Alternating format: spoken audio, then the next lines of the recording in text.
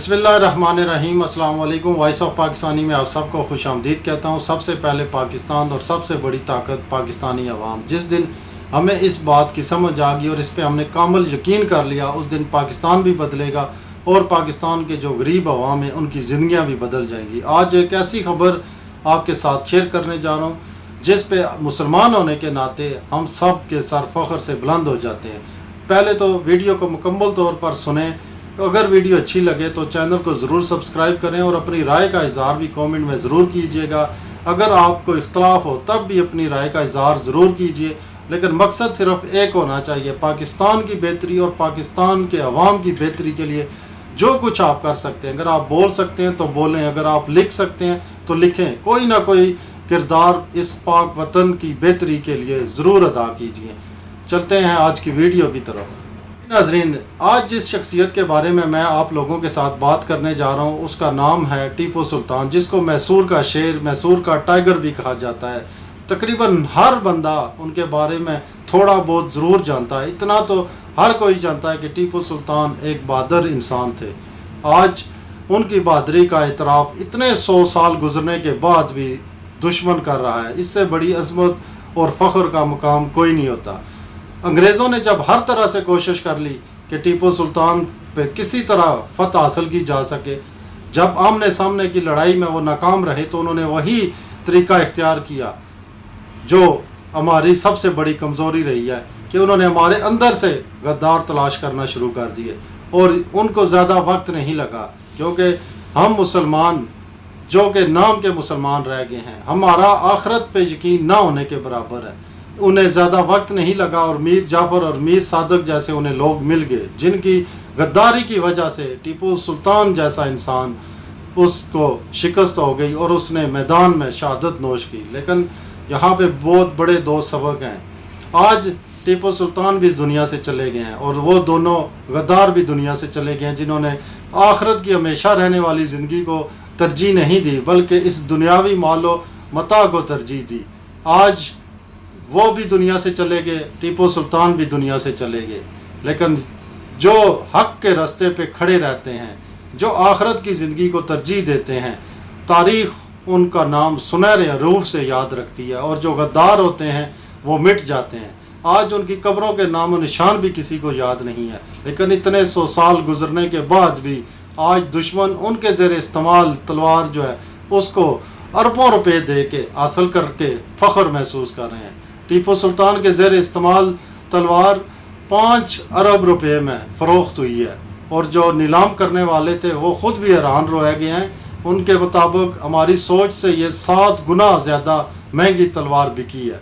इससे बड़ी अज़मत क्या हो सकती है कि दुश्मन जब आपकी तारीफ़ करे, अपने तो करते ही करते हैं, लेकिन अज़मत और बड़ाई तब होती है कि दुश्मन भी आपकी बहादुरी की तारीफ़ करे।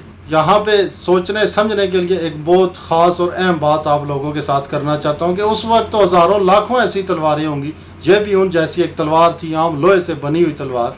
तो ये तलवार कीमती कैसे बन गई? इसको कीमती बनाया टीपू सुल्तान के हाथों ने। अगर बनावट के लिहाज से देखा जाए तो जिस तरह अल्लाह ताला ने हज़ारों लाखों लोगों को हाथ दिए, इसी तरह आम से हाथ थे टीपू सुल्तान के। तो लेकिन असल जो उसके अंदर, जिस्म के अंदर एक लोथरा जिसको दिल कहते हैं, वो दिल इतना मजबूत और अल्लाह पे कामल यकीन रखने वाला था कि उसने दुनिया की सारी दौलत को आखिरत की हमेशा रहने वाली ज़िंदगी पे कुर्बान कर दिया। ऐसे लोगों को तारीख़ सुनहरे रूप से याद रखती है और उनके ज़ेर इस्तेमाल चीज़ें भी कीमती बन जाती हैं। दूसरी तरफ जो गद्दार थे, आज उनका नामो निशान भी मिट गया। उन्होंने दुनिया के फ़ायदे के लिए, चंद दिन के फ़ायदे के लिए, आज वो भी मर गए और टीपू सुल्तान भी शहीद हो गया। लेकिन क़यामत तक टीपू सुल्तान का नाम ज़िंदा रहेगा और उसके बाद जो हमेशा की ज़िंदगी है उसमें भी अल्लाह ताला उनको बहुत ज़्यादा अजर व सवाब से नवाजेगा और उनका मुकाम व मर्तबा बहुत बुलंद होगा। इसी असूल पे चलते हुए आज जो पाकिस्तान के मौजूदा हालात हैं उनके ऊपर हम बात करेंगे। उससे पहले मैं एक और वाक़या आप लोगों के साथ शेयर करता हूँ, जिसे बात बहुत ही आसानी के साथ आप लोगों की समझ में आ जाएगी और एक असूल आपको मिल जाएगा। उस पर अमल करना फिर हमारा काम बनता है। जब हज़रत अबू बकर सिद्दीक़ रज़ी अल्लाह ताला अन्हु मुसलमानों के खलीफा बने तो आपका कपड़े का कारोबार था। खलीफा बनने के बाद भी आप बाज़ार में अपना कारोबार करने जा रहे थे। सहाबाए किराम ने देखा تو سب نے دو وجوہات پہ یہ فیصلہ کیا کہ اب آپ یہ کام نہیں کریں گے۔ سب سے بڑی وجہ کہ اگر آپ یہ کام آپ اپنا کاروبار کریں گے تو جتنے بھی باقی کاروباری لوگ اور ہوں گے وہ آپ کے ساتھ تجارت کرنا پسند کریں گے آپ کے عہدے کی وجہ سے، اور جو باقی لوگ ہوں گے ان کا کاروبار اس سے متاثر ہوگا۔ ایک تو یہ وجہ، دوسری یہ کہ اگر آپ اپنے کاروبار کو وقت دیں گے تو ریاست کو آپ پورا وقت نہیں دے سکیں گے۔ اس لیے فیصلہ کیا گیا کہ بیت المال سے آپ کا جتنا خرچہ ہوگا وہ ادا کیا جائے گا۔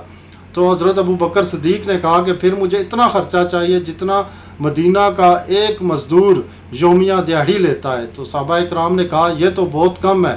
تو انہوں نے کہا کہ سب سے پہلے پھر مزدور کی دیہڑی بڑھاؤ، مجھے اس کے برابر ہی خرچہ چاہیے۔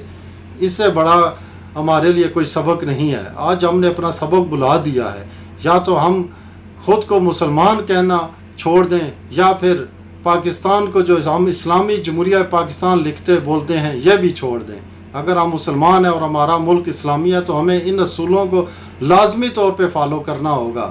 یہ نہیں ہو سکتا کہ وہ اصول اس ٹائم جو تھے نافذ العمل تھے اور آج نہیں، ایسا کبھی نہیں ہو سکتا۔ اسلام ایسا دین ہے جس نے زندگی گزارنے کے لیے قیامت تک ایک اصول دے دیا ہے۔ اب ہم خود لوگ عمل نہ کریں اور یہ کہیں کہ اسلام ہماری رہنمائی نہیں کرتا۔ آج حالات بدل چکے ہیں، ایسا کچھ بھی نہیں ہے۔ ابھی پاکستان کے جو موجودہ حالات ہیں ان میں جتنے سیاسی لیڈر ہیں آپ سب کو دیکھ لیں، جس سیاسی جماعت یا لیڈر کو آپ سپورٹ کرتے ہیں، میں کسی کا نام نہیں لیتا، آپ خود فیصلہ کر لیں۔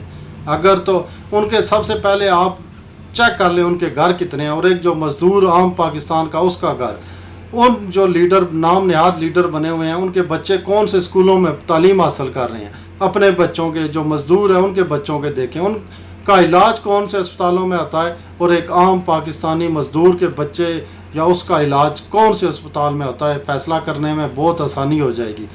ہاں، اس کے لیے شرط یہ ہے کہ ہم میر جعفر اور میر صادق کی طرح یہ جو دنیاوی مال و دولت ہے اس کی محبت کو دل سے نکال کر ٹیپو سلطان کی طرح جس نے آخرت کی زندگی کو، ہمیشہ وقت کی جو زندگی ہے اس کو ترجیح تھی، ہمیں پہلے اس طرح کی ایک سوچ کو جو ہے نا کامل کرنا ہوگا۔ ہم سب کچھ جانتے ہوئے کیا کرتے ہیں کہ جی ہم خود کو تسلی دینے کے لیے کہ ایسا کوئی ہے ہی نہیں، ایسے بہت سارے ہیں، ہزاروں کی تعداد میں ہے۔ آپ سب سے پہلے توبہ تو کریں، آپ ان چوروں، ڈاکوں، قاتلوں کی سپورٹ سے توبہ کریں۔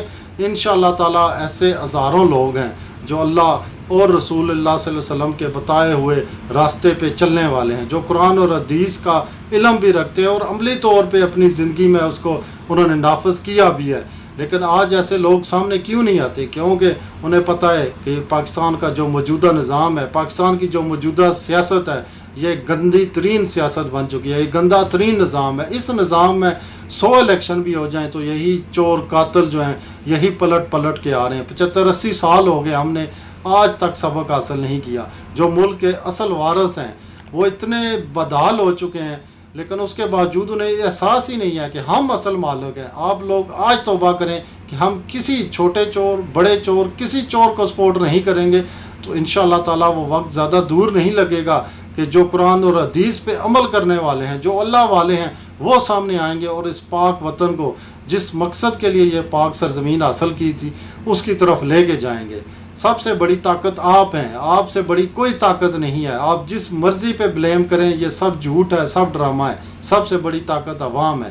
جس دن عوام نے اس کرپٹ نظام سے توبہ کر لی کہ آج کے بعد کچھ بھی ہو جائے، آپ اپنے علاقے کے ایم پی اے، ایم این اے، اس سے نیچے ناظم، تحصیلدار، ان کے رہن سہن دیکھ لیں اور ایک عام مزدور کا جو ہے نا اس کا دیکھ لیں، سب کچھ سامنے ہے۔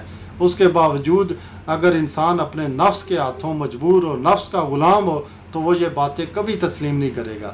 ہم یہ کہتے ہیں، خود کو تسلی دیتے ہیں کہ ہمیں کوئی اچھا ملتا نہیں ملتا، تو کیا کسی جگہ قرآن اور حدیث میں یہ بات آئی ہے کہ اگر آپ کو کوئی ایماندار نہیں مل رہا تو آپ چور کی سپورٹ کرنا شروع کر دیں؟ اگر تو کسی جگہ ایسا کچھ لکھا ہوا ہے تو میری بھی رہنمائی کر دیں، ٹھیک ہے، پھر ہم بھی کرتے ہیں۔ ایسا کسی جگہ نہیں ہے۔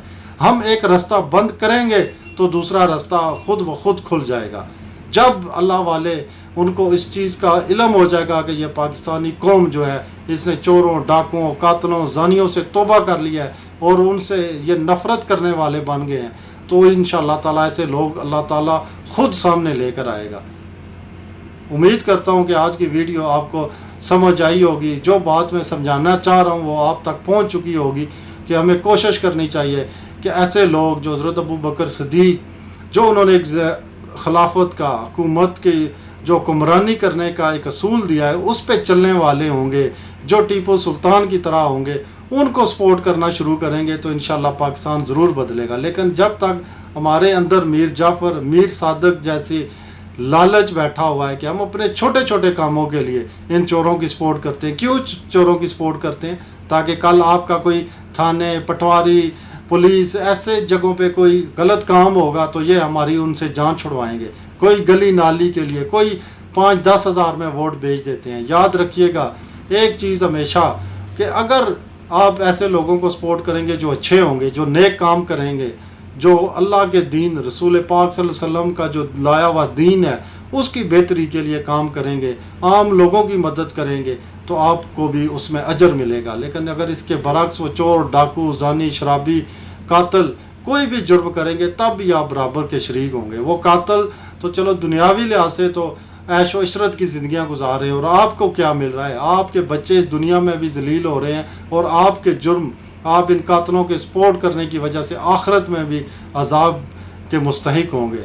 تو خدا کے واسطے اپنی سوچ کو بدلیں. ہم ہی ہیں جو اس ملک کو، اس پاک وطن کو اس غلاظت سے پاک کر سکتے ہیں، اور کسی نے نہیں آنا. مت دیکھیں کسی کی طرف، خود بدلیں. جتنا آپ سے ہو سکتا ہے اتنا کریں.